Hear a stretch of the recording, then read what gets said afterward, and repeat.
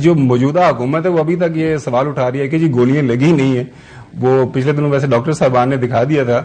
تو میں نے پچھلے دنوں میں اور چوہے صاحب کٹھے پروگرام کر رہے تھے. میں کہا یہ شہید ارشد شریف کو مر کے یہ جو ہے اپنی شہادت ثابت کرنا پڑی, اور یہ ثابت کرنا پڑا کہ مجھے میری جان کو خطرہ تھا, اور آپ کو یہ اسیسینیشن اٹیمپٹ کا سامنا کر کے یہ ثابت کرنا پڑا کہ میری جان کو واقعی خطرات ہیں اور یہ لوگ میرے پیچھے پڑے ہوئے ہیں. مجھے تو پہلے پتا تھا, ایک پہلا منصوبہ بنا تھا, وہ میں نے جون کے اندر اس کے اوپر پبلک جلسوں میں بتایا کہ بند کمروں میں فیصلہ ہوا ہے کہ مجھے مارنے کا, اور میں نے پھر ایک ٹیپ بھی بنائی, میں نے باہر رکھی کہ کون سے وہ لوگ تھے جو اس میں ملوث تھے.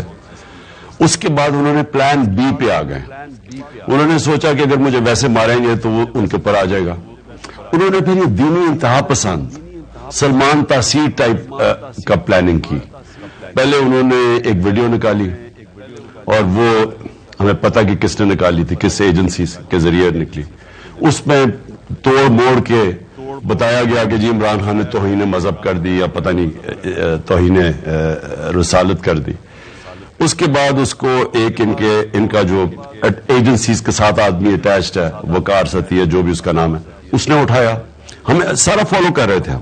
پھر یہ دونوں مریم نے اور جاوید لطیف نے پریس کانفرنس کی. پی ٹی وی کے اوپر 4 دن چلا کہ عمران نے کیسے توہین کیا.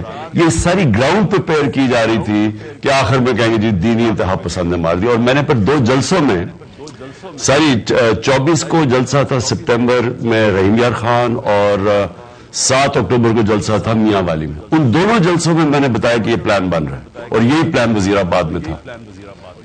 اچھا خان صاحب, پچھلے 24 گھنٹوں کے دوران آپ نے دیکھا ملکی سیاست کے اندر جو کچھ ہو رہا ہے, ساری سیاست, سارا میڈیا, پورا پاکستان ایک سمری کے پیچھے لگا ہوا ہے.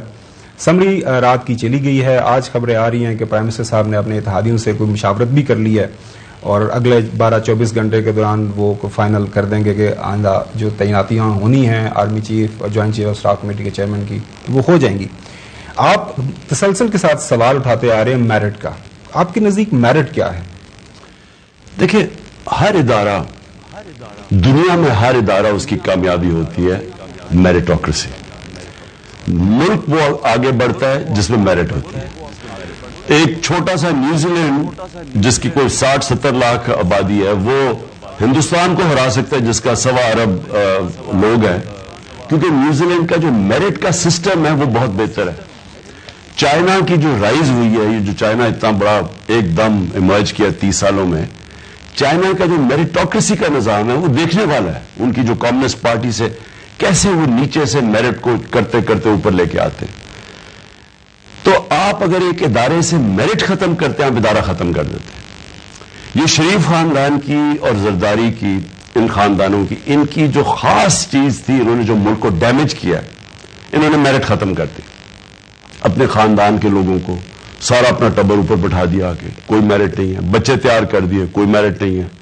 جو ان کی پارٹی میں لوگ تھے جن کی صلاحیتیں تھیں, ان کو نہیں لیا اپنے فیملی ممبرز. ان کی پارٹیز بھی سکڑ گئی. آج چھوٹی چھوٹی پارٹیز رہ گئی ہیں, اور اس لیے صاحب آپ اکٹھے ہو کے سارے ملے ہوئے میرے خلاف, کیونکہ ان کی پارٹیز میں اب دم ہی نہیں لڑنے کا. دوسری طرف ادارے جو انہوں نے کیے, اداروں کے اوپر اب نیب پہ کون سا آدمی لے کے آئے جو ان کے کرپشن کیسز ختم کر رہا ہے, ایف آئی اے میں کون لے کے آئے جو یہ شہباز شریف کے کرپشن کیسز ختم کر رہا ہے. تو جب آپ اپنے آپ کو بچانے کے لیے وہ لوگوں کو اوپر لے کے آتے ہیں جو آپ کے لیے سہولت بنے, سارا سسٹم ادارے تباہ کر دیتے ہیں. تو یہ جو ہو رہا ہے, میں صرف پوائنٹ کہنا چاہتا, یہ جو ہو رہا ہے نا, یہ آپ کو اب اس کی ایک ادارہ بچا ہوا ہے, فوج. بڑی کوشش کی نواز شریف اپنے آرمی چیف چوز کرتا تھا, وہ آرمی چیف, کیونکہ فوج کا ادارہ انٹیکٹ ہے, وہ اپنے ادارے سے ایک لمٹ تک اگر وہ نواز شریف کے ساتھ چلے بھی, وہ اس سے آگے جا نہیں سکتا کیونکہ ادارہ انٹیکٹ ہے. اب یہ جو کر رہے ہیں, اس کا سب سے بڑا نقصان کیا ہے؟ جو بھی نواز شریف اتنی دیر کے اڑ کے اپنا آدمی لے کے آئے گا, جس کو بھی وہ چوز کرے گا, وہ پہلے دن سے کنٹروورشل ہو جائے گا, کیونکہ وہ اس کا آدمی ہو جائے گا نواز شریف کا. وہ اور بات ہے کہ وہ جس طرح ماضی میں جو فوج کا جب آرمی چیف آتا ہے تو وہ پھر ایک انسٹیٹیوشن کی جو اس سے باہر نہیں نکلتا, یعنی اس کے لیے بڑا مشکل ہوگا فیور کسی کو کرنا، لیکن اس کی پوری کوشش ہے کہ اپنا آدمی لے کے آئے۔ خان صاحب ٹاپ جو 6 سینئر موسٹ جنرلز ہیں ان کے نام چلے گئے، ان میں سے 2 کو اپوائنٹ کر دیا جائے گا، تو خدشہ کیا ہے آپ کو؟ نہیں، مجھے صرف خدشہ یہ ہے، پہلے تو میں آن پرنسپل کہ ایک آدمی جو مفرور، جو اس ملک سے کرپشن میں پہلے نہیں بڑے کرپشن کے کیسز ہیں، عدالت اس کو سزا دیتی ہے، جی آئی ٹی بیٹھتی ہے، سپریم کورٹ یعنی اتنی دیر کے بعد سزا ملتی ہے، جھوٹ بول کے ملک سے باہر چلا جاتا ہے۔ میری سب سے بڑا ایشو یہ ہے کہ کیا یہ کوالیفائڈ ہے ملک کا یہ سب سے نیشنل سیکیورٹی کا امپورٹنٹ ادارہ اس کے ہیڈ کو اپوائنٹ کرنے کے لیے؟ کہیں دنیا میں یہ ہو سکتا ہے؟ نہیں ہو سکتا۔ یہ ملک کی جب آپ اخلاقیات تباہ کر دیں، اصل میں ملک تباہی ہوتا ہے جب آپ اس کی مورالٹی تباہ کر دیں۔ یہ ریفلیکٹ کرتا ہے کہ وہ آدمی باہر بیٹھ کے فیصلے کر رہا ہے، میرا سب سے پہلے۔ سیکنڈلی، جو وہ فیصلہ کرے گا وہ پاکستان کی بہتری میں نہیں کرے گا۔